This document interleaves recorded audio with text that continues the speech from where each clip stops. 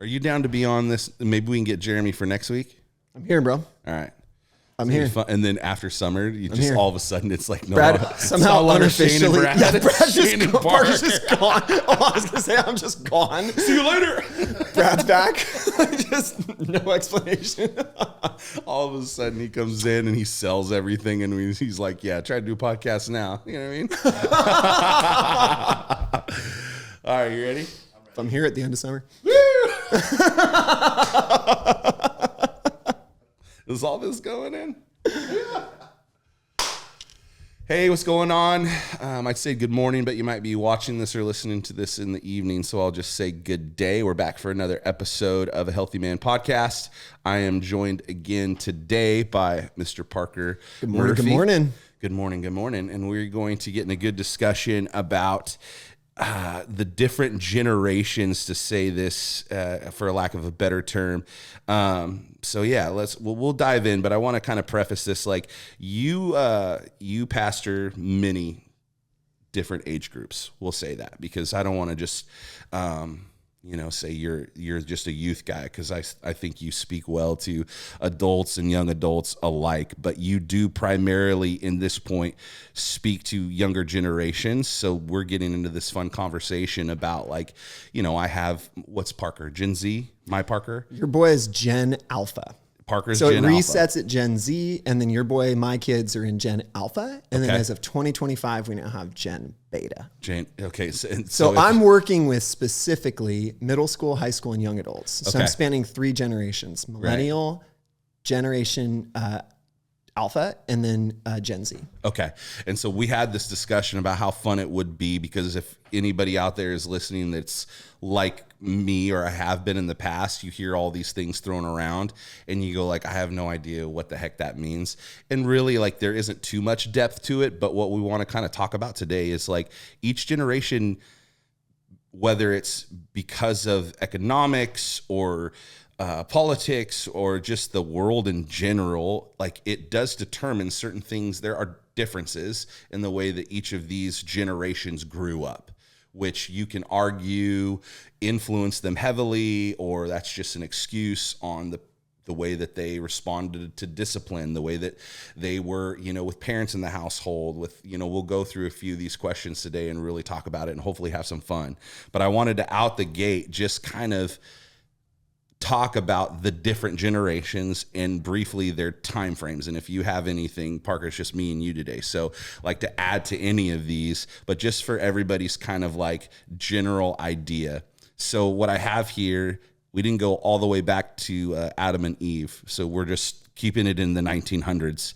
So 1928 to 1945, you alluded to it before we started recording, was considered the silent generation. This is the pre-boomers, right? So this is World War II, Great Depression was their childhood, okay? The silent generation. Then you have the baby boomers, which is 1946 to 1964. This is post-World War II, right? And then you have the Gen Xers, which are our parents, right?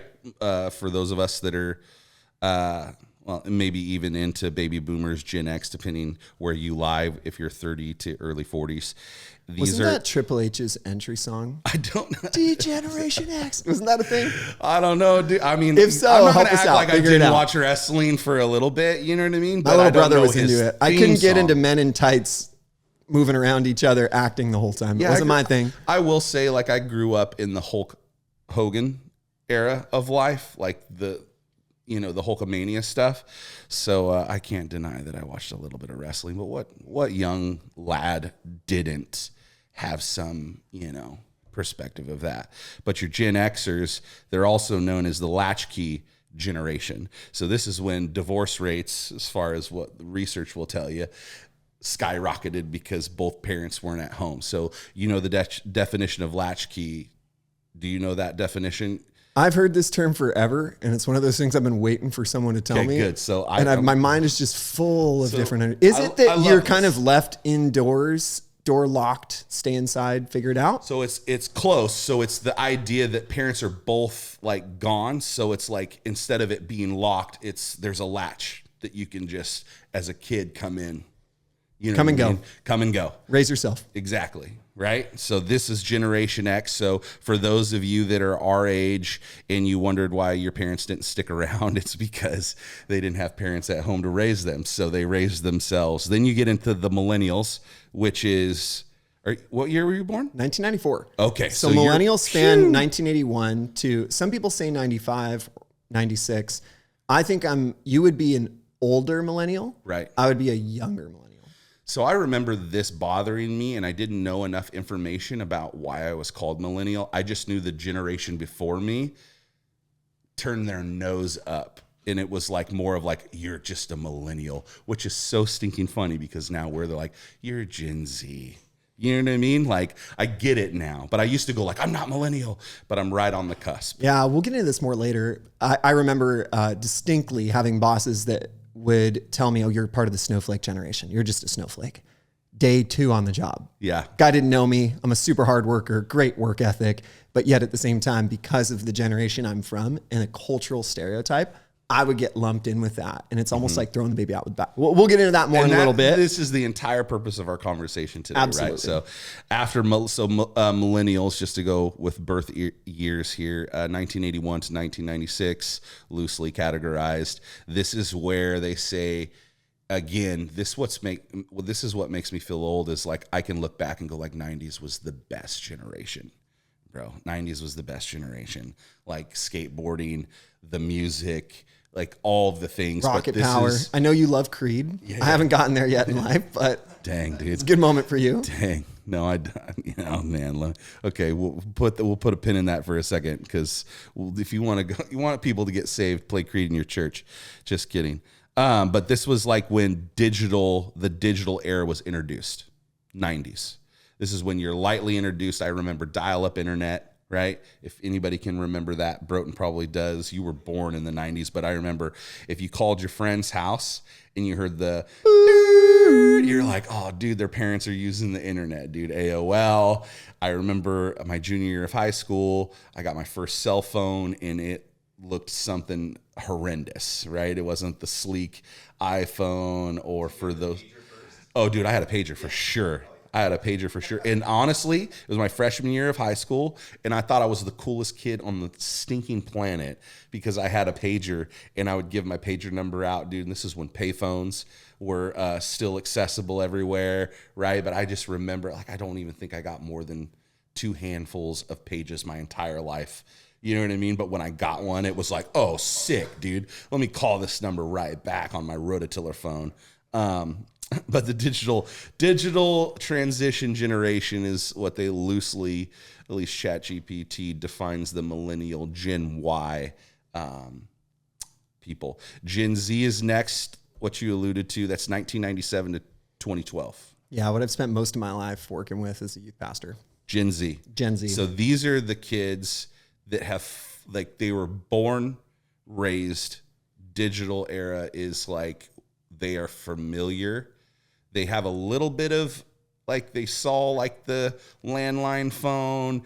They have a brief memories of like TVs before you got remote controls, but like full on MySpace, Facebook. Well, like any generation, it's such a large gap that you could have people like that. And then you could have kids who were born 12 years after 9/11. 2012, yeah. So, which is such a huge swing. Mm-hmm. You know, you could have people who grew up with the first black president. That was just something they looked back on, not something that they remember. So there's all these different, each generation has this, but because I've dedicated my life to knowing and understanding Gen Z, they're a really interesting generation. Yeah. Some of them could have been in their 20s during COVID. Some of them could have been in high school or middle school during COVID. So they're a generation that's had an enormous amount of shift in their life. Mm-hmm. Some of them grew up without phones. Some of them grew up where we didn't understand that handing a kid an iPad at a dinner table at 3 years old is not a good solution to your child and you know all the things they're experiencing. Yeah. So they're a massive experimental generation because of the mishmash of their lives and technology and social media and COVID. And I really believe that more than anyone else on this list, they have had the highest amount of experimentation. Like, we're not really sure what this is going to do to you, but here we go. And So I think because of that, prescription drugs through the 90s. Can I get an amen? Like just a different type of experimentation. But the 70s and 80s had their version. Yeah, I'm just saying, like all those commercials of and for the side effects. You know 1 minute commercial, 55 seconds are telling you about the side effects. Yeah. That's right. Okay, so Gen Alpha, I'll just two more here. Gen Alpha 2013 to 2024. This is, AI is normal to them. And to your point, like depending on if it's 2013 or 2024, that spectrum will differ. Right, and so all my two kids and then your youngest two, they would all fit in this category, right? Of Generation Alpha. Okay. They're the one that we're really excited to study because there's so much that's coming out about what God is doing in their midst and kind of some of the things that they've picked up on throughout the years. But they're the one that I think we're all waiting to see what is happening still in the midst of that generation. So as we get to this point, post-millennial, this is where it gets to me as a youth pastor exciting because you're still learning and studying them where the previous generations, you can really see these trends in a pretty clear way. Gen Alpha hasn't revealed theirs quite as strongly yet. And it's how quickly these come around. So the last one that we have that's just as of 2025 is Gen Beta, right? Be my next child. So this is the mystery. Yeah, your next baby. Congratulations. Yeah. So Gen Beta, you'll have one child in Gen Beta. Interesting. So something to some other things to note through these years of generations is just, I thought when I asked you, I wanted to look specifically like their idea about work. That intrigues me, like people's different perspectives over work. So like our grandparents and our parents, I think you alluded to it, like them calling you snowflakes, right? It's like this idea that you work and you work hard, right? So over the generations, that's different. So from what statistics show, and you can agree or disagree with me with this since you know more, but Gen Z has the least amount of loyalty to a workplace in the sense of like, I don't feel stuck in this job. I want to go and explore what it is that I actually want to do.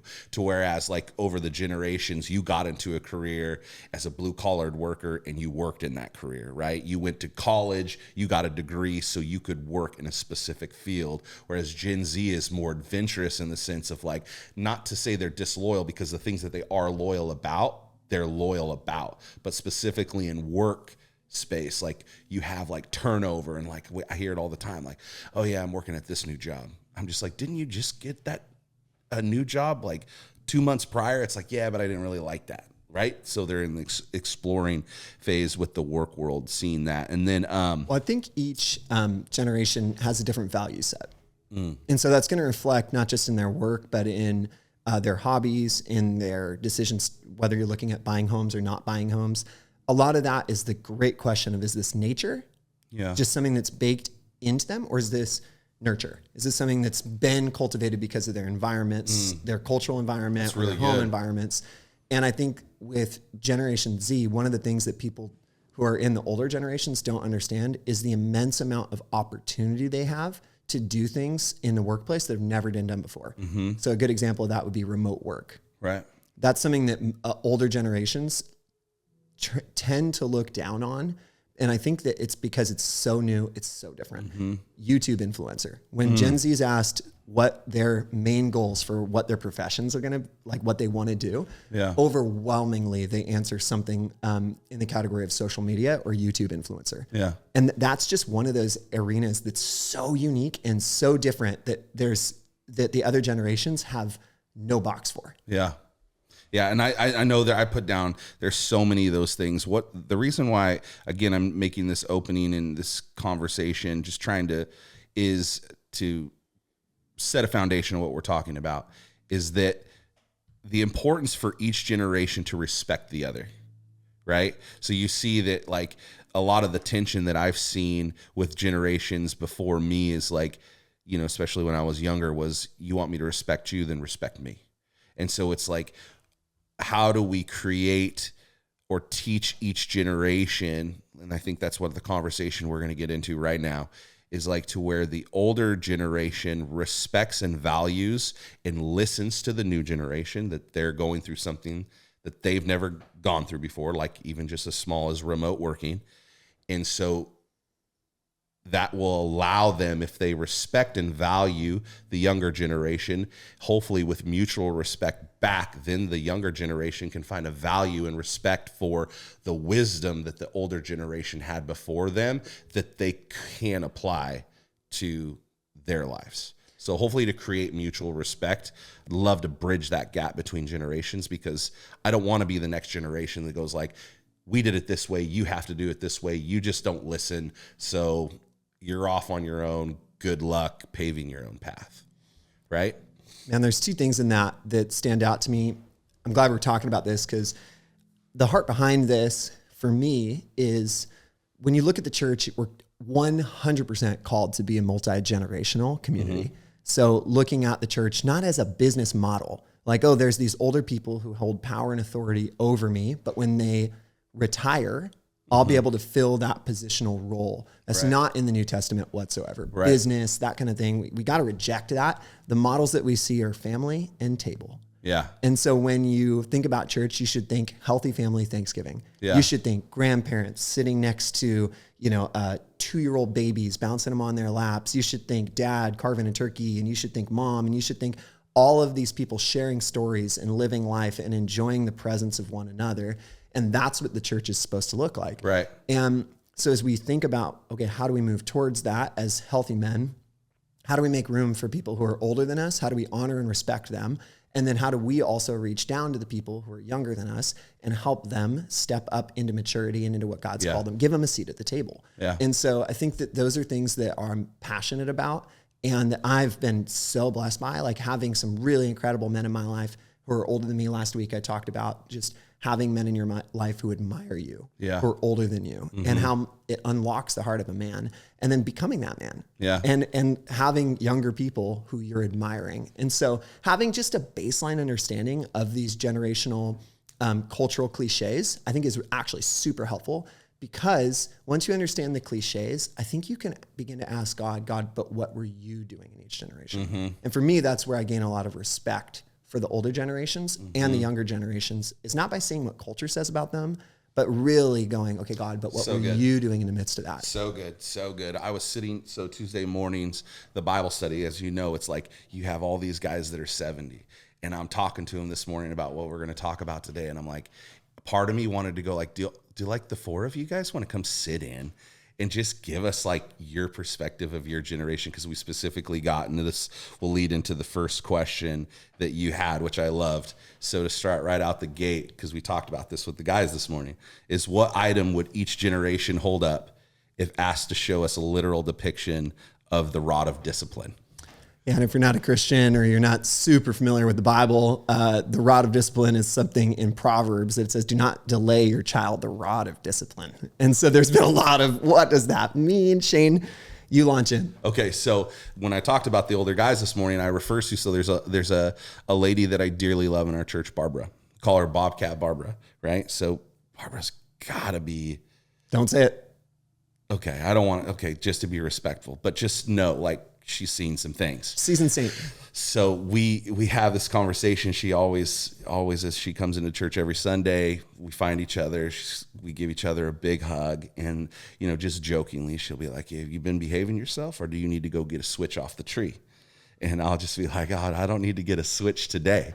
But yeah, I've heard this multiple times from people of this generation where like their discipline growing up was like, you told your kid, if you got in trouble, go get a switch. It was so like, you could call it medieval, all of you want, but you're picking the form of which you're going to be punished, right? And so the thing was, and they'll tell you this, if you went to the tree and you picked a switch that was too thin, then it was basically worse for wear for you. So basically the parent would go and pick a thicker switch, and you'd get it even worse if you went out and picked too thin of one, or, too frail of one, or whatever.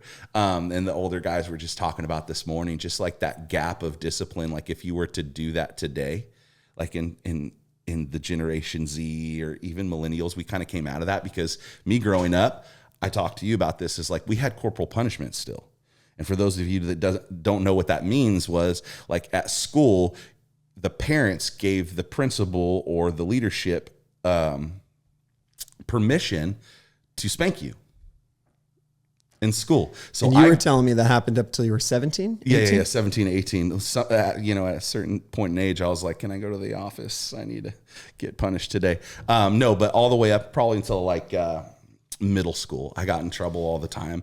The vice principal's name was Mrs. McGazzy, and she had a paddle that was like, it had to have been, I mean, you could hold a loaf of bread on that sucker, and it had a handle. And I remember, man, she had it in her office, and I got spanked at least once or twice a year, every grade up until middle school. Right. So this was the world that we lived in. We talked about that today. Like Paul, who's, I think he's elder in our church. He used to say when he got in trouble in his neighborhood, it wouldn't be abnormal for the dad across the street, Mr. Jones, you never called him by his first name, but Mr. Jones, to see you doing something foolish, him grab you, spank you, take you home, tell your mom, and your mom go like, wait till your dad gets home. And he goes like, well, wait, I'm about to get a double whooping.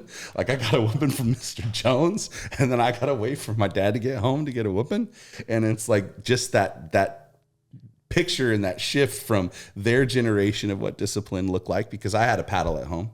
That's what my grandpa had. It was on top of the green refrigerator, and it had a diorama of how you gave the spanking. So it was like one picture, arm back, next picture, arm coming down, third picture, follow through on yeah, dude, looked like a comic strip, dude, that you would read in the newspaper. Again, we had newspapers and comic strips back then. That was something that was very normal. It'd be really funny if there was writing, but it was backwards.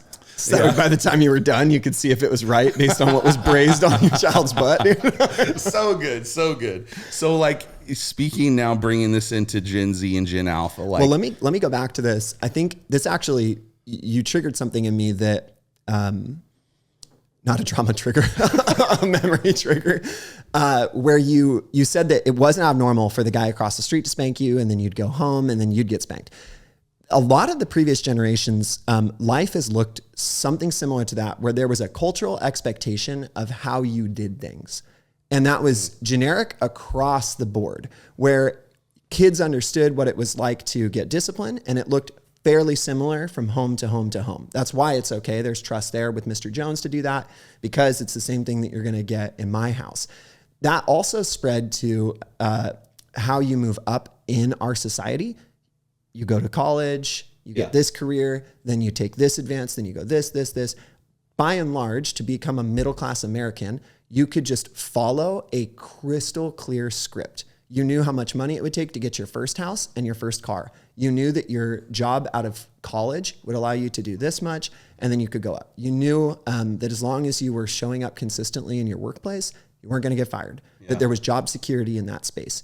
So a lot of the generations that we just referenced, some of the ones that are more seasoned, they're a little older, they had a really clear script for what it looks like to thrive in our society. Yeah. That script is gone. Right. Completely and totally gone. And so I think that's an important thing to note, because as we get into these different generations, what you'll see is that you ask a group of 10 parents, what does discipline look like for you in your house? Mm-hmm. You're going to get 10 completely different and passionate answers. Yeah. And so our society has totally shifted, where there's no longer kind of a way to success in our society, or an agreed upon value system. It's the Wild West again. Everybody builds your own adventure. And I was thinking about that in the light of, it's still probably when I was going through high school, that was an emphasis on like, hey, if you want to make money, you go to college. I think my generation, at least that time frame, was dwindling, because then once everything got digital, it opened the spectrum of like how you could make money. And then the whole thing, the parades for, education is a fraud. They just want your money. That drum started getting beaten louder and louder and louder. But when do you, let me finish this thought before I go into the next one. So what I was thinking of was like, that generation would tell you how you could buy a home and thrive, because they had that outline. Then comes our generation, to where we're living in a society now where like, okay, whatever, you used to live in a one income household. You could go on the vacation, afford the home, have 2 vehicles, and still have money left over to save. We now live in a generation to where whatever that pattern or like that steps to success or whatever that looked like that you just described does not apply for us in the financial economic scope of things, right? So like going into Gen Z and giving them your wisdom on how to save and how to prepare, like there's some things that I believe that roll over that are in the general sense, but like I was thinking that today, like we have this conversation all the time when homes are over $1 million. How do you do X, Y, and Z when one single job income, like a single income for your household, doesn't just do it? How do you apply those same things that you were, that grandpa wants to tell you or grandma wants to tell you? You know what I mean? Like those things just don't roll over into that space. You know what I mean? When do you think that, not on the economic scale, but just going back to like the difference in discipline, the difference, like it seems like through the 90s, and then for me, in my opinion, would be as we got into 2000, the shifting to where like a lot of different opinions on discipline, on workplace, on finances, on gender, on all the things, like the internet broke stuff wide open. Maybe I'm ignorant, but that my opinion, sometime in those early 2000s, that shift happened. What do you think caused the shift in so many different opinions about so many different things, as opposed to coming from generations where everybody, like you said, thought very similarly about things and they stuck with it, and that's how they did it? The internet plays a huge role in it. I don't think you can undervalue or understate the role that the internet plays, because you have access to anything and everything. And then you introduce social media, and it's designed to create an algorithm, we all know this, that then tailors to you. So you actually go further and further down your rabbit hole. And instead of living your life in a community that's embodied, meaning with other people having these discussions and conversations, you can do that in a digital space. Yeah. And so you're not making these shared commitments to, hey, this is how our community, everything, honors leaving a job, honors our elders, honors our younger folks. So you're not having a shared value system in an embodied community, a local church or community group, whatever your expression looks like. And so because of that, I get to pick and choose all of my own different ideologies, and I get to go way deep down the rabbit holes of these things in these spaces that make me feel like I'm in community, but I'm in a disembodied community. I'm in a community that's more based on the online space. So I think we've just walked further and further into this, and you can find a community for anything. It's always kind of been like that, like you and I both grew up in like hardcore culture. Yeah. And so you could find a community that was into the stuff you were into, but again, it had to be in person. Right. You had to go to the show. You had to hang out at the weirdo lunch table, with just your buddies. You had to do the things to be able to enter into that. And so your values, you could have your own, but it was expressed more around the people around you. Yeah. This is so different. It's so different. You can get your values from people who are in a whole nother part of the world that don't have any of the same cultural context that you do. And then you can just fight to import those things into your life. But I think when it's embodied, it's better. Yeah, I love the way that you said that too, because it kind of paints the picture of a buffet. And it's so accessible that it's easy to plug in to where that makes so much sense the way that you said that, because it really, and we're not just blaming it on one thing. So when I say like the beginning of 2000, the introduction of like heavy internet use, like I say that was a huge launching pad that gave everybody, like you said, accessibility to individualism, as opposed to like I think to narrow down what you said is people used to do community a lot differently and valued it a lot differently in person. And I do actually think maybe it's just our church, we're kind of circling back to the like value of having actual community in person, especially where we are in our church. Like we see a huge value in that, which I don't know if you have an opinion on this as far as Gen Z kind of circling back to, I know they like people that are genuine and real. So they've experienced the fluff and the lies and the stuff of the internet and the pendulum swings of extreme from one layer or whatever have you. And now they just want something that's real, and they want something that's stable and genuine. You know what I mean?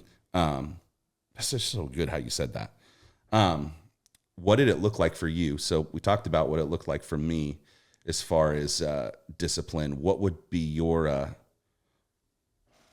rod of discipline, your view of it as you were being brought up? Like, did Mama Murphy like have a belt? Was it a chancla? What was it? Man, my mom she just had to go through so much as a single mom of two rowdy boys. My brother and I are 17 months apart. I'm the older one. And so just constantly at each other's throats, fighting and, everything. So I would say discipline for us was whatever worked in the moment, and she's tired, she's worn out, I'm sure. And so she wasn't able to probably think through, this is what it'll look like to, discipline is one of those things, before I go into this, that I think we have to reevaluate. Discipline has the same root as the word disciple. And disciple means student. And student of who? Our rabbi. Rabbi means teacher. It's what Jesus was called more than anything else in the New Testament. And so if we're disciples, it means we're his students. We're learning from Jesus. Yeah. Discipline is the active form of learning.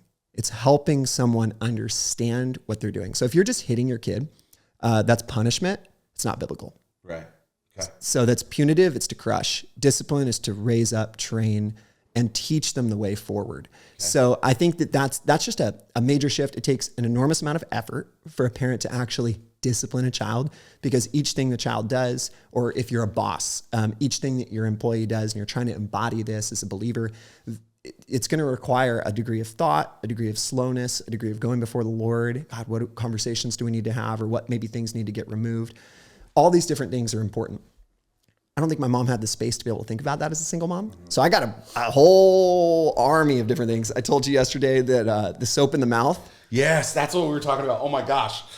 Did soap. You have to go through this, Matt? The soap in the mouth thing? 100%. Bro, tell him. Soap pumped into my mouth. Did not. Yeah, there was no bar of soap. Okay. So I had soap pumped into my mouth because I called my brother, you ready for it? Stupid. I called my brother stupid, and my mom pumped soap inside of my mouth because of that. I told Shane yesterday, my wife just won't listen. This is one of the reasons why I don't like washing dishes. It's because it's kind of a trauma response. When you smell those dish soap and it's like, I get to taste it. Poor 5-year-old Parker goes back to having to put soap in his mouth and swish it around. My mom was brutal. But then there was a lot of moments where I think it was just kind of whatever worked. So it was taking something away, like no TV or, but I don't remember a lot of it sticking or lasting. And so throughout the years, it just shifted. My stepdad was in my life for a little bit. He loved the belt. So the belt was a big deal, and he would menace me and my brother with it when we were getting in trouble.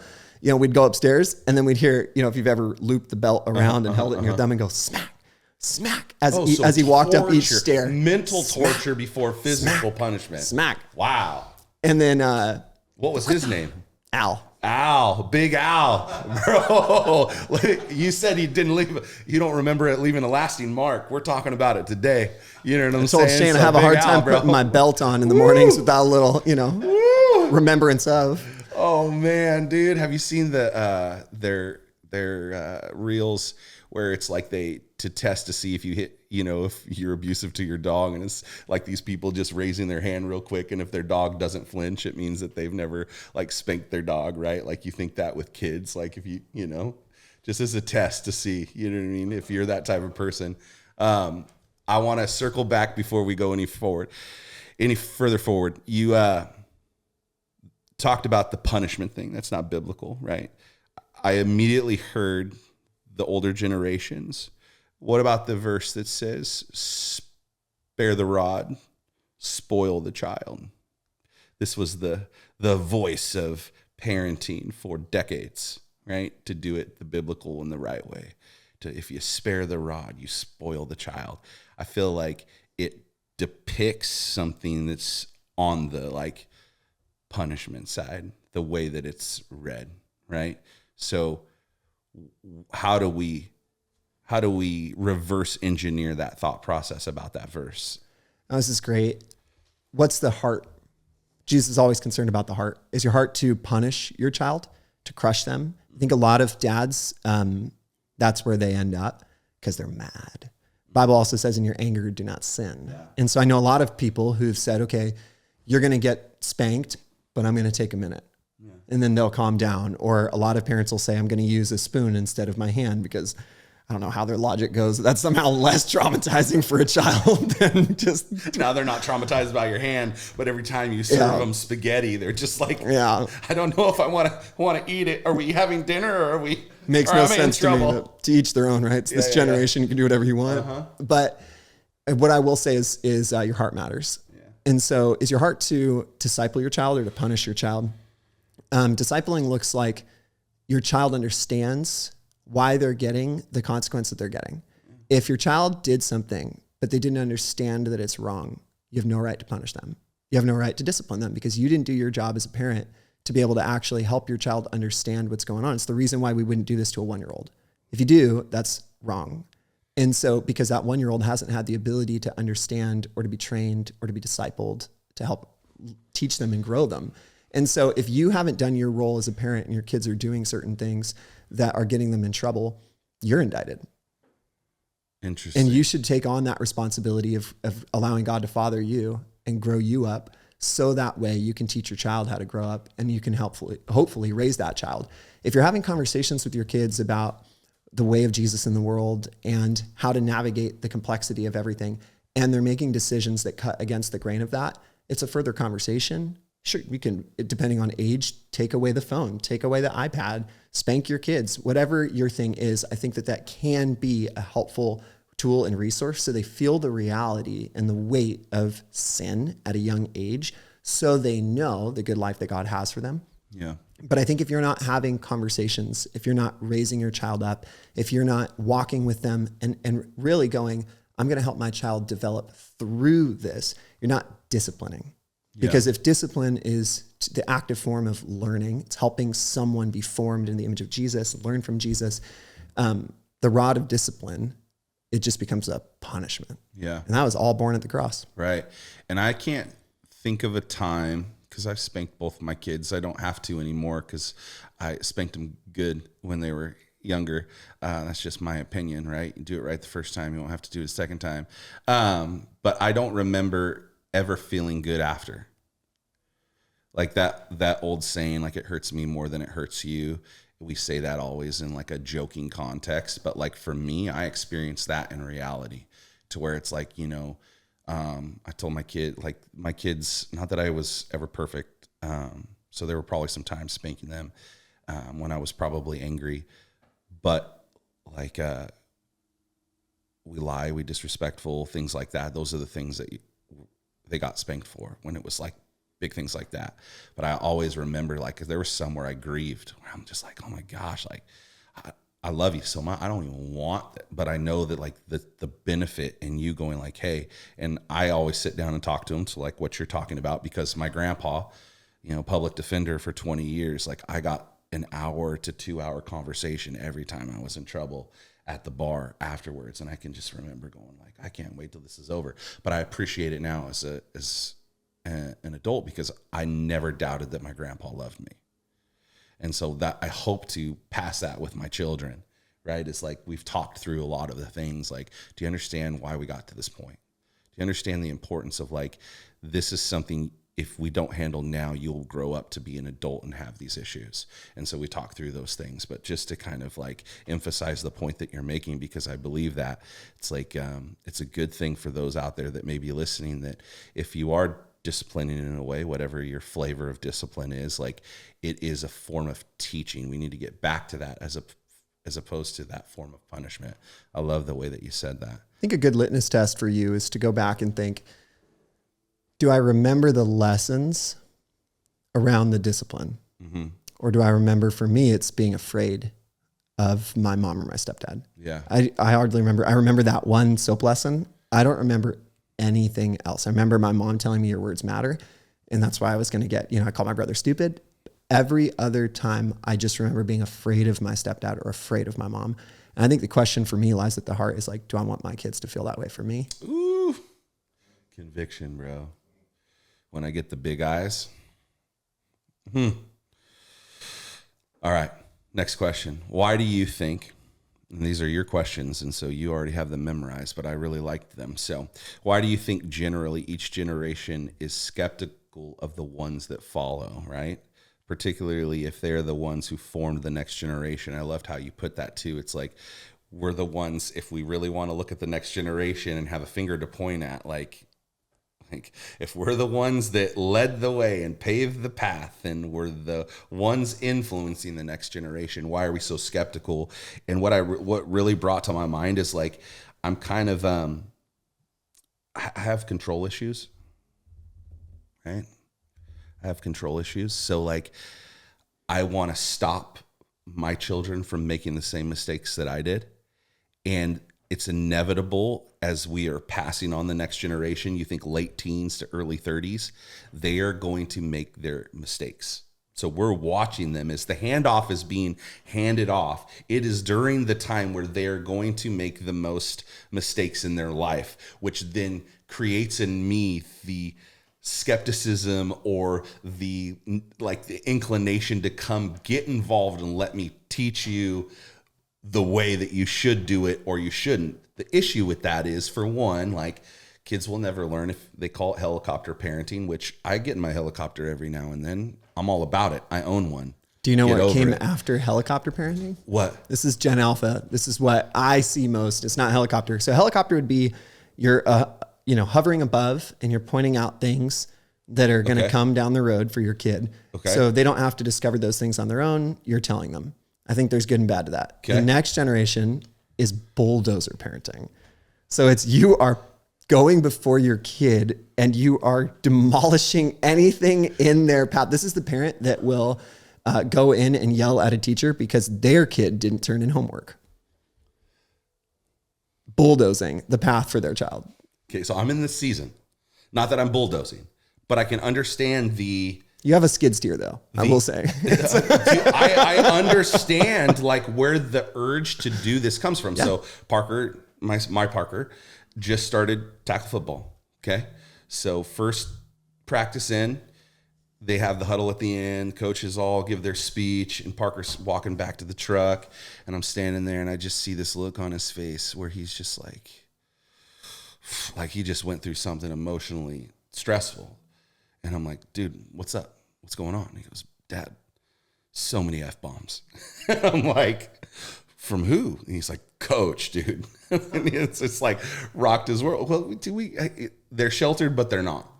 They understand reality, but like, dude, everybody like we hang out with loves Jesus. And I'm not going to apologize for that one bit, but I'm in this transitional phase where like I get home and he tells Carissa, and Carissa's like, what are we going to do? Like, what's the right path to take? And then, I shared it with the guys this morning in Bible study, and one of them, spoke up and said, is there a place to where you go to the coach and you, like you're talking about, the bulldozer parent, go to the coach and be like, hey, like, you don't need to talk like that. You don't need to be, correct, coming in and basically trying to control the situation. And I told them basically like the route that I'm taking is like, this is a perfect example of a child stepping into the real world. And thankfully it's just cussing. I feel like this is low barrier to entry. And for him to be able to process, like, this is how people can speak, but that doesn't mean that's how I speak. And so Parker and I have had some great conversations that have stemmed from this, in the sense of, instead of me going like, oh, dude, let me handle this. This is how we're not going to handle this situation. Like, you're not going to cuss in front of my son, or you're not going to act like this. It's like, no, dude, like, teach your kids how to walk like Christ in the midst of a real world that's going to happen to them, right? But again, for this next generation, it's like, I want to go like, oh, this is how you should handle it. This is da-da-da-da-da. It's like, he's going to have to go through these things. He's going to make some clunky mistakes.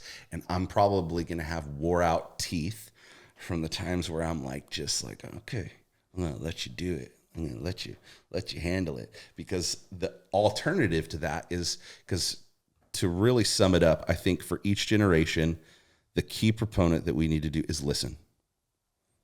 If you don't listen to the next generation and you do what I consider the dig your heels into the ground and tell the next generation how it is, instead of like allowing them to have their voice, allowing them to figure it out, allowing them to, then you will never be able to speak to the next generation, or they'll never remember. They might give you the lip service or the ear service of like, yeah. And then they've moved on. It's great, Shane. It's the duality of, would you actually read the question again, just to reframe it for us? Yeah. So why do you think generally each generation is skeptical of the ones that follow, particularly if they're the ones that have formed the next generation? Yeah. Right?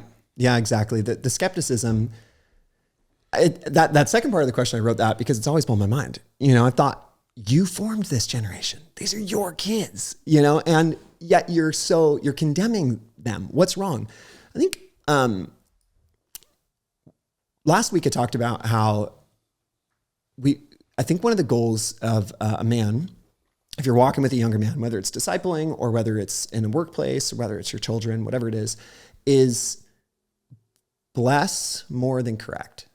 And I talked about how Jesus, when he's baptized, you hear the voice of the Father. This is my son whom I love. I'm so pleased with him.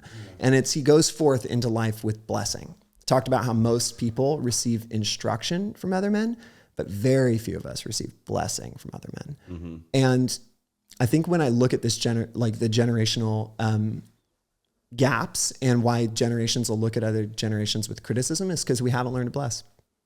And so we see all the areas that they should improve, that they could improve. And I think it comes from a space of either frustration. Why won't you just do it this way? Fear. When they get to the stage where they're in control, they're going to destroy the world. Or shame. I wish I had done more for my kid, so I'm going to try and back end it. Or love. I want to see more for this place and for this generation and for the world that I'm handing them, that God is handing them. I think when we operate more out of a space of instruction, it's where, or critique of the generations, that's when everyone just shuts down. Yeah. And it's when you go, you've heard the phrase, okay, boomer, right? Yeah. That's a cultural cliche that younger generations have said of older generations to write them off. Right. My generation, millennials, again, I remember being called a snowflake. And the idea is that you're here, you look amazing, but if you try and touch this person or put anything, if you try and correct them in the job place, they're going to fall apart and they're going to disappear.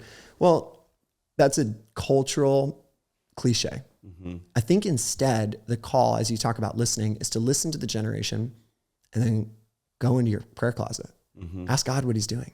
Ask God what he's doing in your grandkids or in your children or in your employees or in your coworkers or your friends. And then begin to bless what God is doing.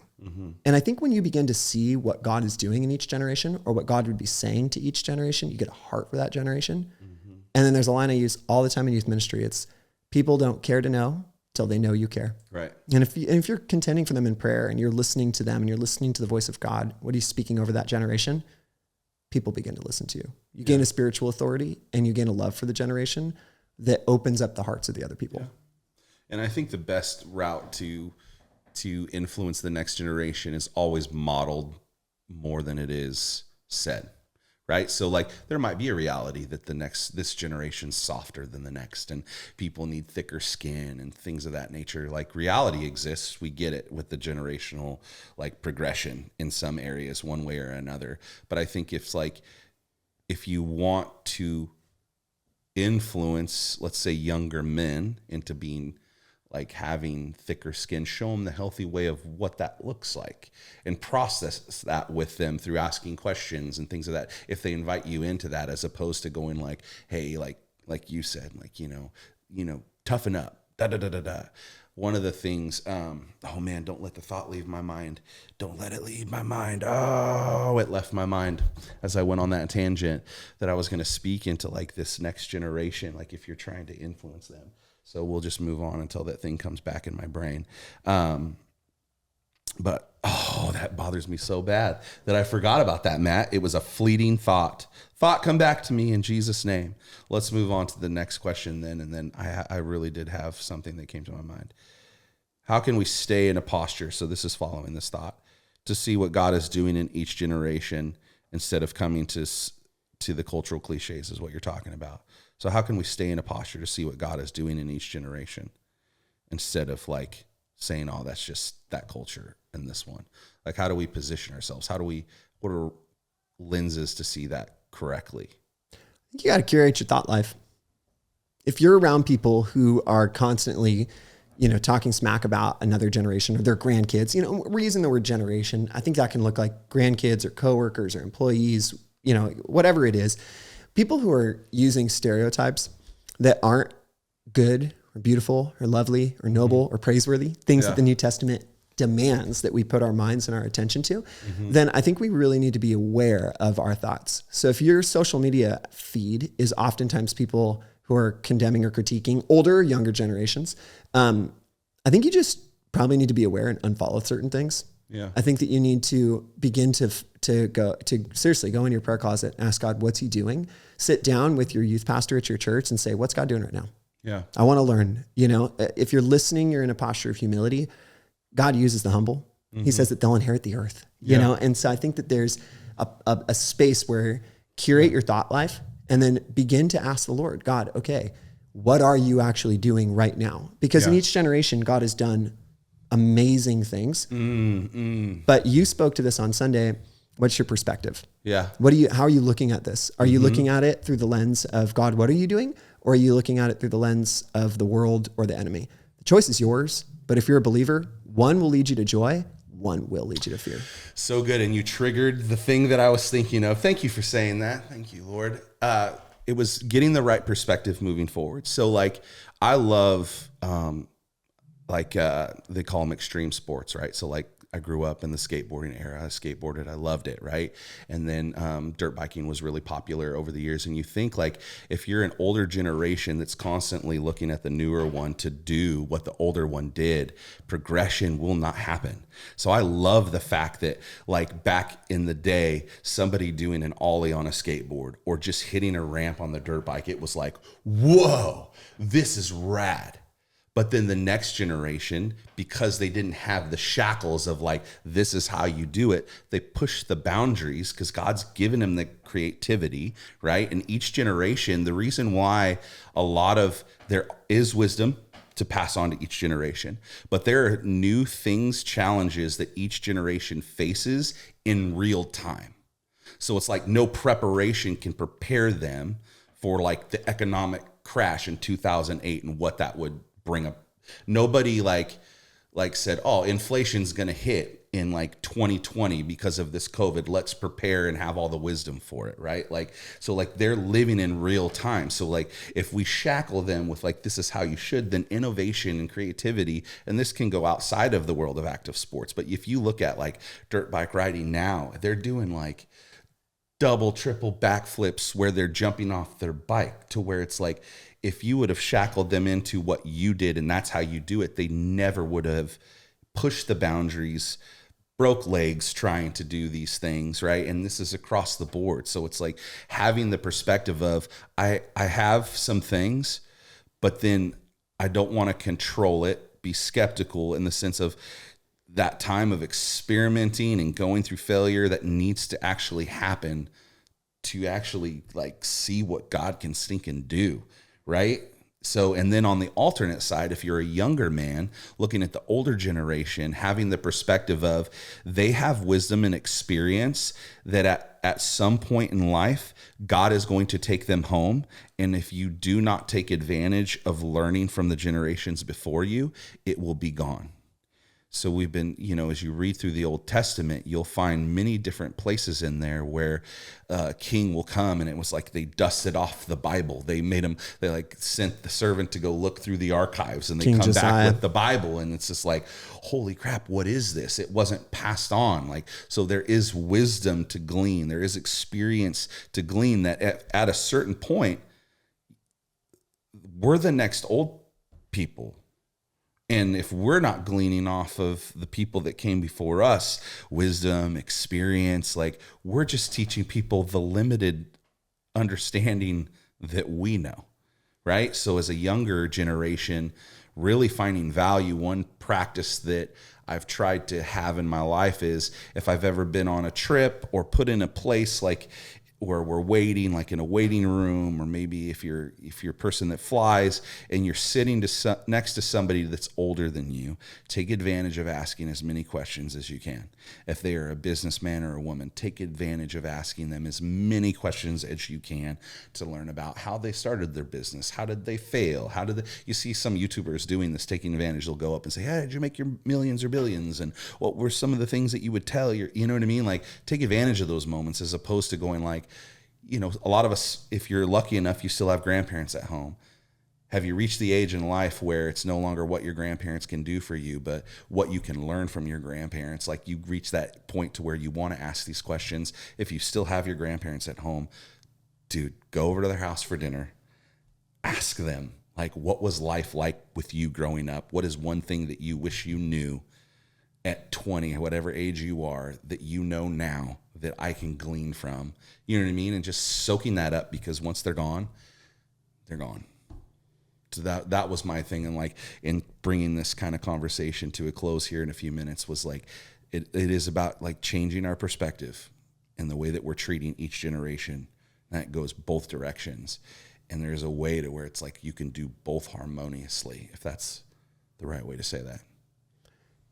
The New Testament, I think, to sum this up, just says honor one another. And over and over. And so we've talked at the church a lot about creating a culture of honor. You just, dude, in such a good way, describe what that could practically look like. I think so much of what we're processing, this is kind of a newer phenomenon. So we talked about each generation kind of has its own things they're wrestling through.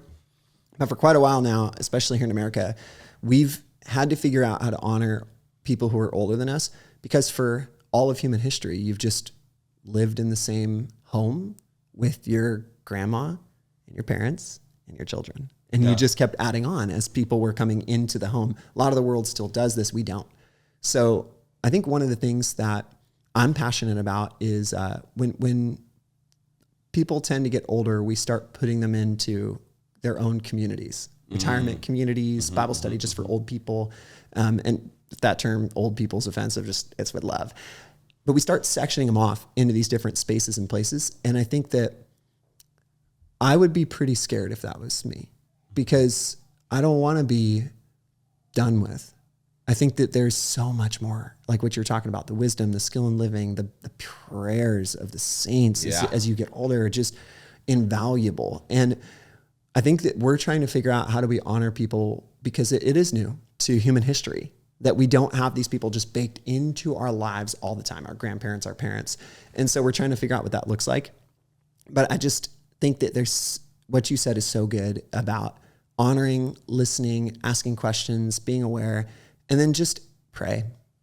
I think that's huge. Like, if you have a praying grandparent, you are more fortunate than an enormous amount of people, because the prayers of those saints, the way that they know they're going to go encounter Jesus soon, what they long for you and for the world, it's different.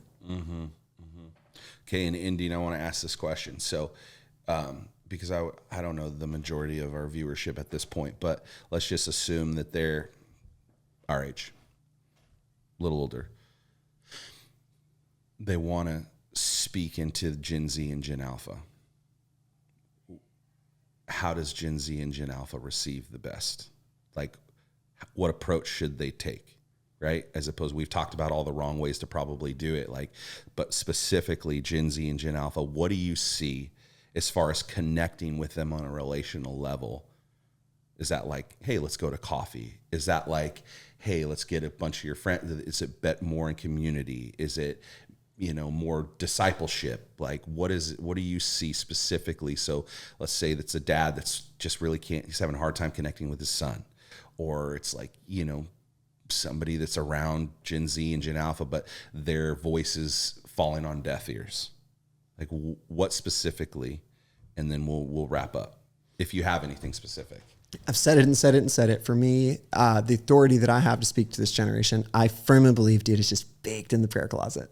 Just so many hours praying for this generation, and so many hours, not just broadly, I do that, but really specifically praying for the students in my ministry, praying for these kids by name and their parents and what they're going through, and keeping a really detailed prayer journal over this. I cannot overstate the value of praying and contending for people. It changes your heart. One of my favorite lines is, every time I pray, something changes. Usually it's my heart. And so I think that just you get heaven's perspective, you get what God is doing in your prayer closet, not just contending, but waiting and listening on the Lord. And then you follow every opportunity God gives you.